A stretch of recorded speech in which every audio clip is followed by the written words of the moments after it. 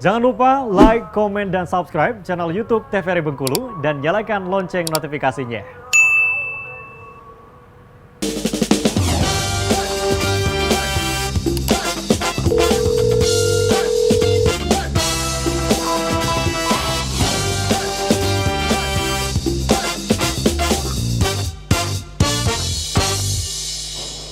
Baik pemirsa, terima kasih Anda kembali menyaksikan Dokter Kita hari ini masih membahas mengenai anemia pada ibu hamil. Kita kembali ke tanda dan gejala anemia. Ini Dokter Putri, tanda dan gejala ibu hamil yang anemia itu ada 5L. Apakah tanda ini hanya berlaku untuk ibu hamil atau yang mengalami anemia juga?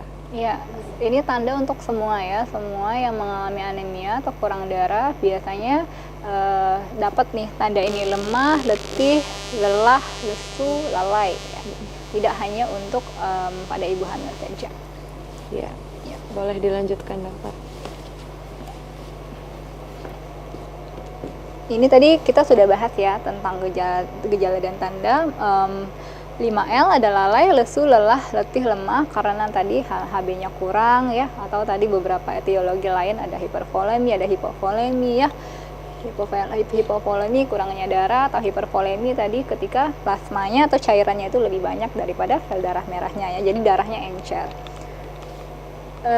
Ini dampaknya. Nah, dampak untuk anemia pada kehamilan. Dampaknya pada anemia pada ibu hamil ini bisa jadi keguguran yang pertama ya, yang keguguran sehingga merugikan juga ya, merugikan ibu hamilnya, padahal mungkin sudah dinanti ya kehamilannya, tapi karena kurang darah akhirnya kehilangan bayinya. Kemudian ada juga pendarahan. Pendarahan ini ada pendarahan selama hamil, ada juga pendarahan setelah hamil.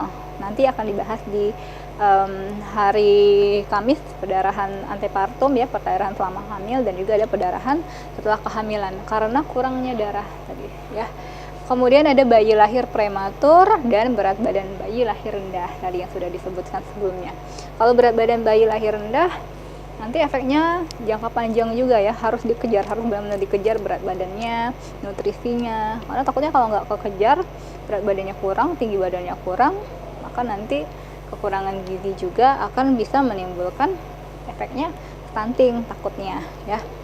Jadi memang harus dijaga untuk ibu hamil, sebenarnya bukan cuma ibu hamil saja, tapi dari remaja putri. Jangan sampai kekurangan gizi, jangan sampai anemia ya, gitu. Untuk lebih lengkapnya diagnosisnya seperti apa, kemudian pengobatan atau penanganannya nanti bagaimana, akan dijelaskan oleh Dr. Wenti ya. Oke, terima kasih Dr. Posan. Kita kembali ke Dr. Wenti. Untuk Dr. Wenti sendiri, seberapa sering menjumpai kasus anemia pada ibu hamil dokter di Provinsi Bengkulu? Oke, banyak ya. Jadi memang kasus anemia sendiri untuk di Indonesia itu cukup tinggi ya, terutama anemia karena defisiensi besi, sekitar 40% tadi ya. Jadi memang anemia pada ibu hamil itu sangat sering terjadi. Oke dokter, langsung saja kita Lanjutannya. lanjutkan kepada materi pada hari ini. Oke, jadi bagaimana cara menentukan diagnosa, oh ibu hamil ini anemia nih, apa yang harus dilakukan? Jadi kalau kami sebagai dokter, pertama pasti akan ditanyakan anamnesa. Kita akan lakukan wawancara dengan si ibu, apa saja keluhannya, apakah cepat lelah, apakah mata berkunang-kunang atau sering pusing, kemudian makannya bagaimana, kurang atau tidak, kemudian sering oyong-oyong, apakah sering lemas, sering lesu, yang balik lagi ke gejala awal tadi ya, 5L tadi. Setelah kita tanyakan, kita anamnesa, lalu kita lakukan pemeriksaan fisik. Pemeriksaan fisik paling sederhana tadi sudah dibahas Dr. Putri, bahwa bisa dari konjungtiva mata, kita lihat biasanya pucat, kemudian di lidahnya juga pucat, kulit-kulitnya juga ya. Nah, kemudian dari pemeriksaan fisik kita lakukan juga pemeriksaan lab dasar, bisa juga pemeriksaan lab yang faal hepar, ginjal, dan pemeriksaan darah lainnya. Tujuannya apa? Jadi sebab anemia tadi kan banyak nih, bisa kan defisiensi besi, bisa karena kurangnya asam folat, bisa karena ada proses infeksi, bisa juga gangguan hemoglobin, gangguan pabrik sel darahnya ya. Nah, jadi bagaimana cara menyeleksi, oh ini anemianya karena ini, maka dilakukan pemeriksaan lanjutan, yaitu pemeriksaan lab tadi ya, bisa pemeriksaan darah, bisa hapusan darah tepi, dan lain-lainnya. Tujuannya apa? untuk tahu penyebab anemianya, karena penata laksanaan atau terapinya nanti akan mengikuti si penyebab anemianya tadi. Kalau misalnya defisiensi besi, maka dia kekurangan zat besi, maka terapinya nanti adalah pemberian suplemen zat besi. Kalau dia ternyata kurang asam folat, maka pemberian asam folat. Jadi akan menyesuaikan dengan penyebab anemianya. Nah, tapi tadi kita sudah bahas ya, anemia paling banyak itu karena defisiensi besi. Itu bukan hanya pada ibu hamil saja, pada anak-anak juga. Paling sering adalah defisiensi besi. Nah, kalau secara kategorinya ya, ada anemia ringan, sedang, dan berat ya. Oke, nah jadi berdasarkan dari WHO, sebenarnya semua trimester itu dari 1, 2, 3 sampai postpartum intinya adalah kurang dari 11 untuk ukurannya. Jadi kalau dipisah-pisah, trimester 1 itu kurang dari 11 itu kategori anemia. Trimester 2 kurang dari 10,5, trimester 3 kurang dari 11, postpartum artinya setelah melahirkan kurang dari 10. Untuk derajatnya tadi ya, ringan kurang dari 11, sedang kurang dari 10, berat kurang dari 7 ya. Tujuannya apa? Supaya tahu kategorinya, karena tadi balik lagi untuk terapi selanjutnya. Oke, jadi bagaimana cara menentukan anemianya karena defisiensi besi? Apakah dari asam folat atau karena ada proses infeksi? Maka dari pemeriksaan lanjutan tadi, ada namanya MCV ya, itu dari pemeriksaan darahnya tadi. Kemudian dari hapusan darah tepi bisa dilihat juga bentuk-bentuknya. Nanti akan terkerucut atau akan merucut kepada, oh ini bentuknya seperti anemia karena perdarahan, bisa karena defisiensi besi, bisa karena asam folat, atau karena ada penyakit kronis ya.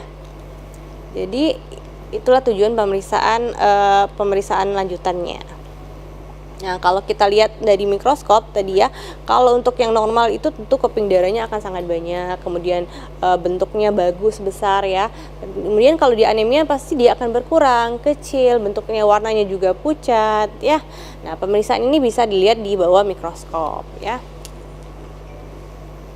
Oke, jadi screeningnya, jadi memang dari Kemenkes sendiri, dari CDC juga untuk menganjurkan screening anemia pada kunjungan awal antenatal. Ada 28 minggu. Jadi screeningnya pada screening pertama biar tahu, oh ini ibunya ada anemia enggak, ada resiko tidak ya. Kemudian diulang lagi pada usia kehamilan 28 minggu. Nah, kalau ternyata dia HB-nya kurang dari 11, maka dia masuk kategori anemia. Apa yang harus dilakukan? Jadi alurnya sebenarnya adalah harus dilakukan cek ferritin. Tapi cek ferritin ini tidak murah ya. Dia cukup mahal, kemudian tidak bisa di Vaskes ya. Vaskes pertama nggak bisa, jadi harus ke lab ya. Nah, tapi untuk awalnya biasanya para medis atau dokter akan melakukan trial oral iron. Artinya karena paling banyak defisiensi besi, maka kita coba dulu pemberian suplementasi zat besi. Ketika dicoba sekitar 2-3 minggu dievaluasi. Kalau memang meningkat, oke, berarti ini arahnya ke defisiensi besi. Maka dilakukan terapi lanjutan. Itu namanya dicoba trial of oral iron ya. Sebelum kita lanjutkan, kita harus jeda terlebih dahulu nih dokter. Nah, pemirsa jangan kemana-mana, tetap saksikan Dokter Kito bersama Kito Sehat.